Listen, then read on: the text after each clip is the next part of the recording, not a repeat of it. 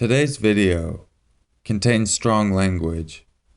Viewer discretion is advised. I see a lot of people interested in deep web these days.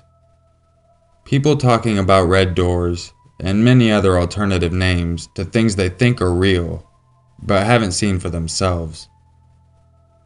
People question every day, are these red door events real? Do they really happen? They are very real indeed.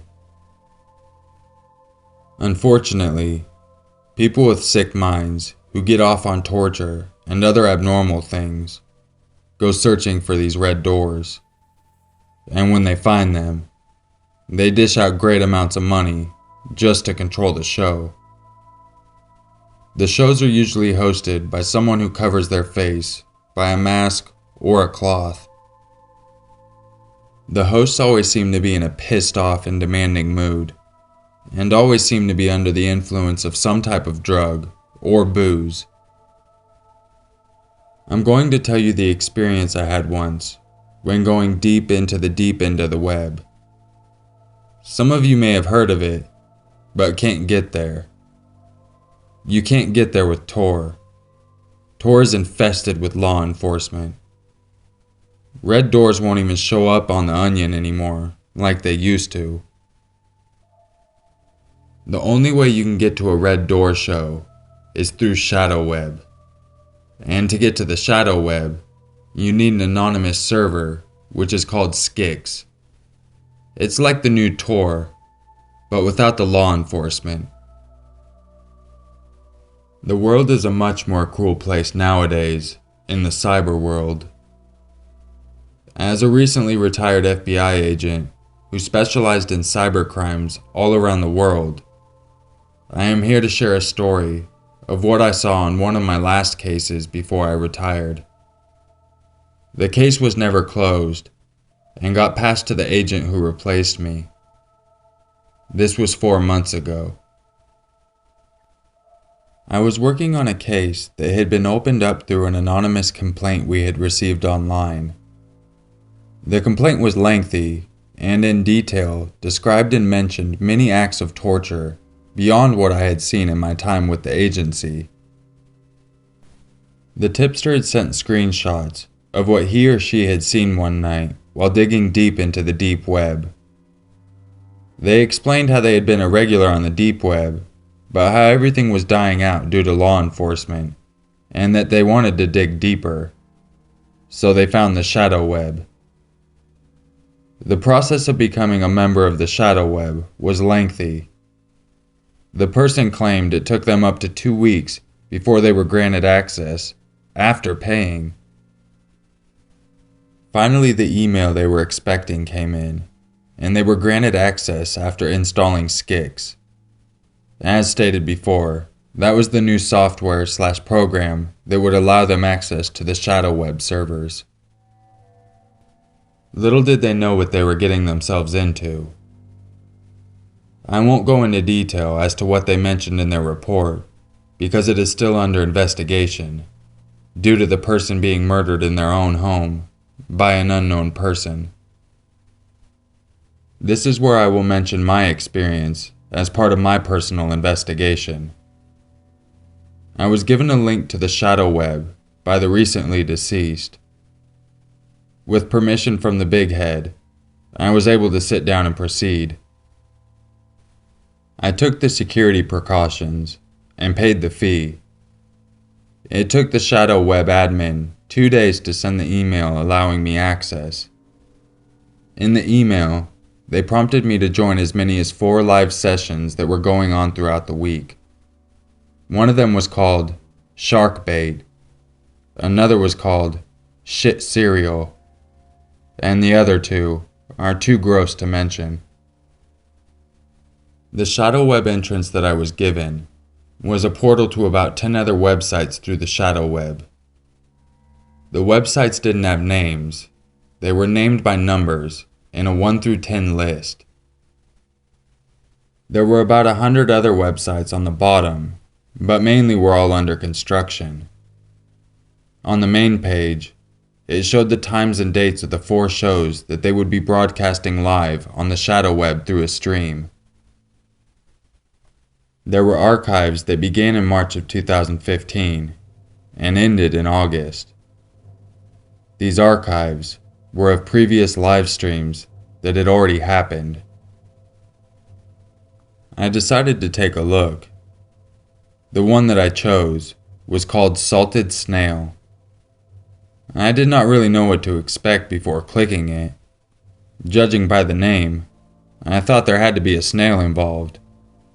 There wasn't.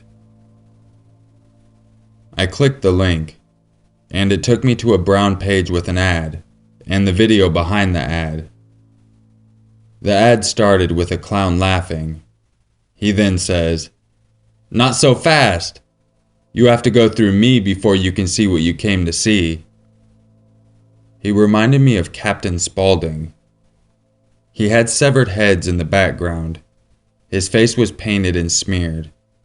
His clothes were splattered with bloodstains. In the ad, he encouraged viewers to come join one of the next sessions coming up and to pay the fee to see the fun unfold. He mentioned that the viewers were in charge and that they took control of what happened to the victims. He then looked closely into the camera and said, "It's going to be one hell of a show," and the ad ends. The video is now available to play. Once I start it, there's no credits. It just begins. You see the clown again, walking out from behind a white curtain that has what looked like a shit ton of old blood smeared all over it, with a light behind it. His face is painted, and he is naked. He walks out of the curtain, chuckling to himself and smiling, scratching his ass and balls.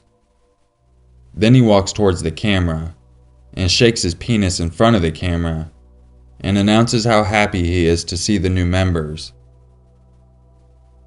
He then goes on a 30-second rant about law enforcement, how they can't catch him, how he lives in the United States, and how he lives next door to a state trooper and they still can't catch him, thanking all of his friends in China. I'm guessing hackers who keep him anonymous.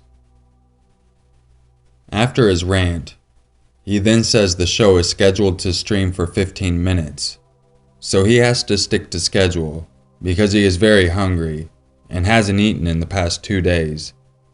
He then flashes his ribs at the camera. He wasn't that skinny.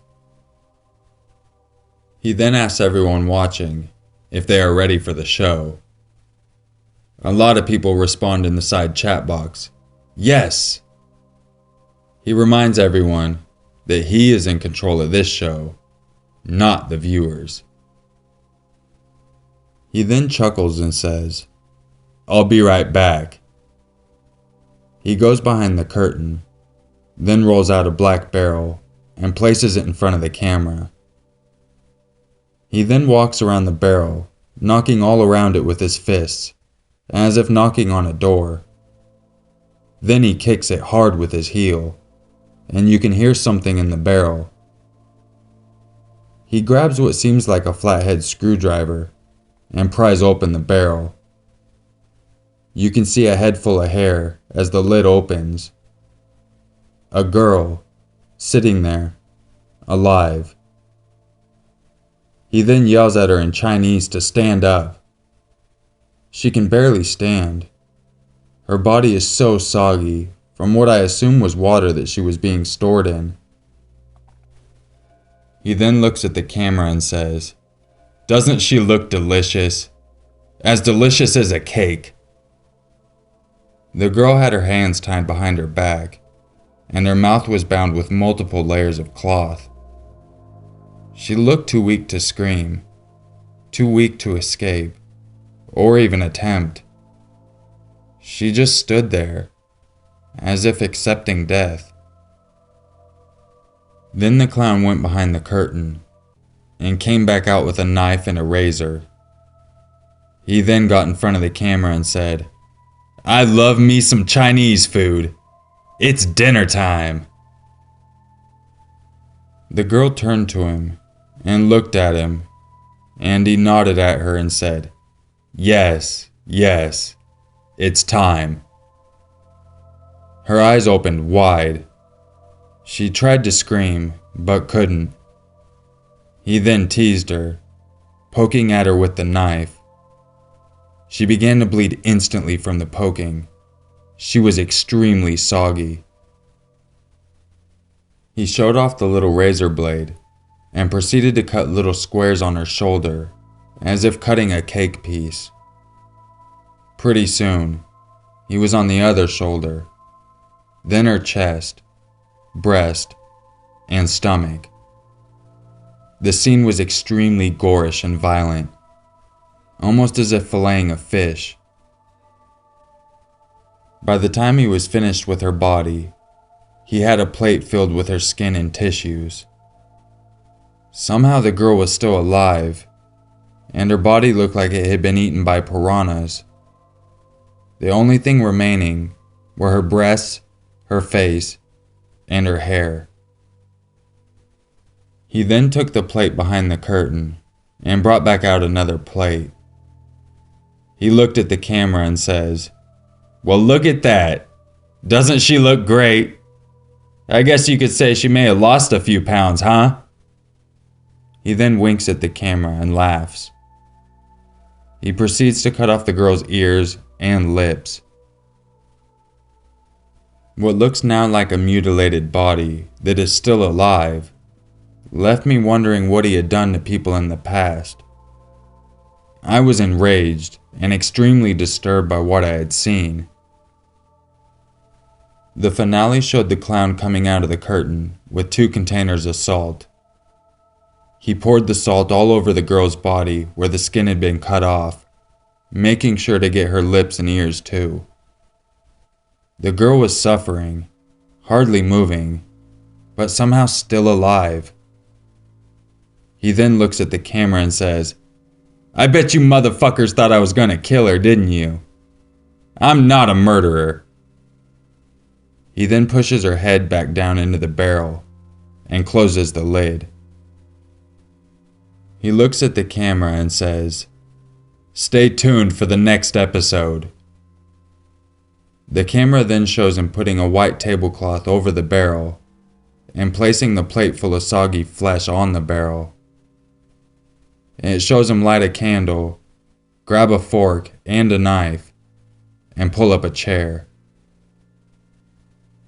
The camera continues rolling as he's sitting there eating the flesh, laughing away, and talking to himself. The screen then floods with the words, "Till the next episode," over and over and over, with some circus music playing in the background. The camera then dims as it shows him there, eating and laughing away. Then the screen goes black and shows the words, "Offline." The clown clearly looked American, or sounded American at least. He really resembled Captain Spaulding from The Devil's Rejects or House of a Thousand Corpses. I'm assuming that is what he was trying to act like. I contacted my chief and had a personal meeting with him and explained everything about what I had seen. He then laughed and said, "Ah, you have seen him, huh? That evil fucking clown on the internet. He has been around since the late 90s, doing these shows. He seems to buy women off the market, and then tortures the shit out of them." He then shrugs his shoulders and says, "We don't know who he is, or where he is located. The Chinese help him stay anonymous." This was something new to me. As an agent who dealt with homicide and piracy, I had never encountered nor seen anything like this. I am now retired and thought I would share this story in hopes to get the word out. Everyone should know the deep web is deep and free, but the shadow web That is something you don't want to go to.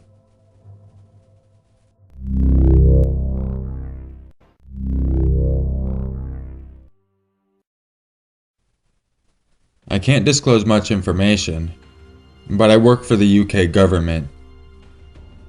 I was assigned to track down several missing people who were spotted on what was known as the deep web. I had briefly heard of this place before, but some research was required before I went in. It was a place where criminals can be safe. Contract killers, live stream murderers, child pornographers, the darkest depths of the internet. I fired up my PC and downloaded the Tor browser. I installed it and had it up and running in a matter of moments.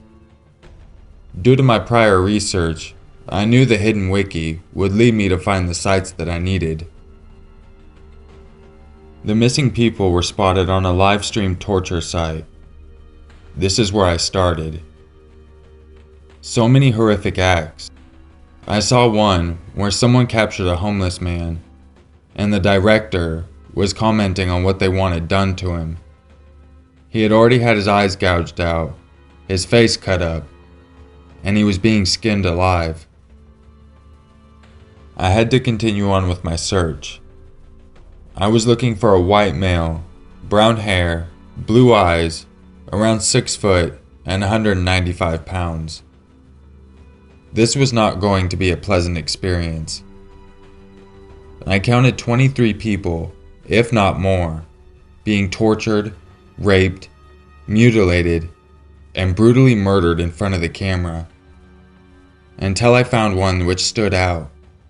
A white male, brown hair, around 6 foot, and he looked about 195 pounds. I had to endure watching him being tortured and killed for 47 painful and horrendous minutes. After the murder, something even worse happened. I saw that the murderer cut open his chest and spread his ribs and lungs out like a bird. I'd seen this before. It's called the blood eagle. The blood eagle was once used to kill a king who had killed someone's father. Originated in Nordic civilizations. The details weren't important now. What was important was the fact that the blood eagle cult could be back. A group of contract killers who operated anywhere and everywhere, always sacrificing people to the eagle, which they called God. Someone had to put a stop to this. I didn't have the resources or the training to take down a criminal organization by myself. I didn't even have any solid evidence to take to my superiors. No proof of the blood eagles even existing. Just one sick and twisted video I found on the internet. I needed a break to return to normality. I closed down the browser after exiting the site. Something was very wrong. My desktop background. It wasn't the picture I cherished of me graduating from Sandhurst with my proud uniform and family. It was something that would forever change me. A picture. A picture of a corpse, with its ribs spread open and his lungs on display. A blood eagle. I couldn't take it anymore. I gasped and powered down the computer. A virus? It must be. Used to scare the sickos who watch those things. I ran out of my office, but I heard my computer whirring into life. Dashing back into the room, I stared in horror at the monitor. No blood, no gore, just some words. My name, then the words, "The eye of the eagle sees all." How did they remotely turn on my computer? How the fuck did they know my name? I ran outside, grabbing my keys, wallet, phone, etc. I quickly took a breath of fresh air and walked. I just walked for a while. In the real world. It was just a computer virus, right? Wrong. I couldn't be out too long. My wife would be coming home from work. She can wait. I was scared. For once, I was truly scared. Terrified, you could say. I found myself sitting on a bench, talking to a nice old man about the weather and woodworking tips and other hobbies. I forgot about everything that had happened until I went home. My door was unlocked and a tad open. Strange. Jenny, my wife, always keeps the doors locked. I opened the door and bellowed upstairs. "Sorry, love. I took a walk. Needed a breather."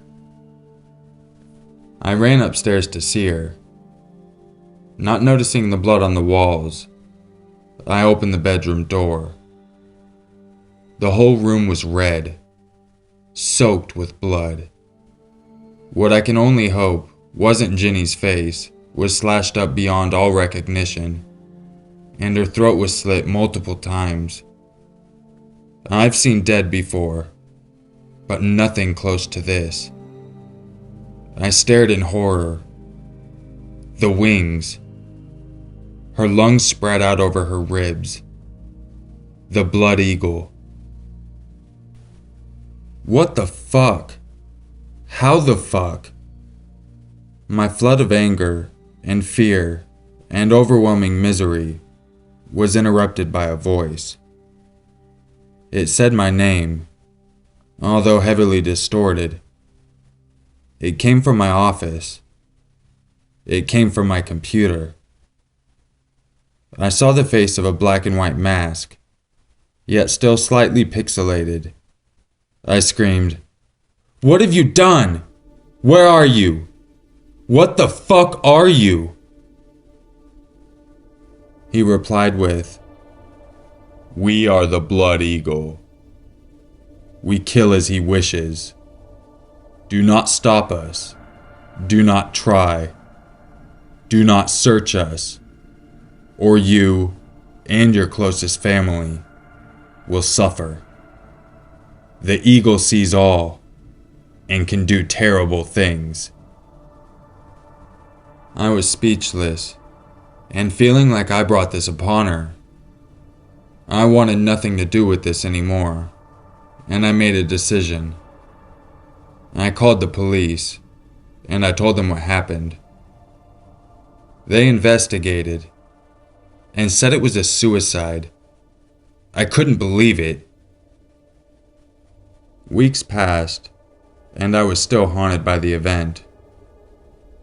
I eventually booked a flight to Canada, where we had a nice little log cabin. I packed almost everything I had: my trusty shotgun, clothes, and all my cash in Canadian dollars. I left my life behind, even quitting my job. I never want to go back to the deep web, or even hear anything about it. Now I keep to myself, and live a relatively simple life. Therapy helped me recover. I'm happy now. Well, somewhat. Years have passed, and I finally feel safe. Almost.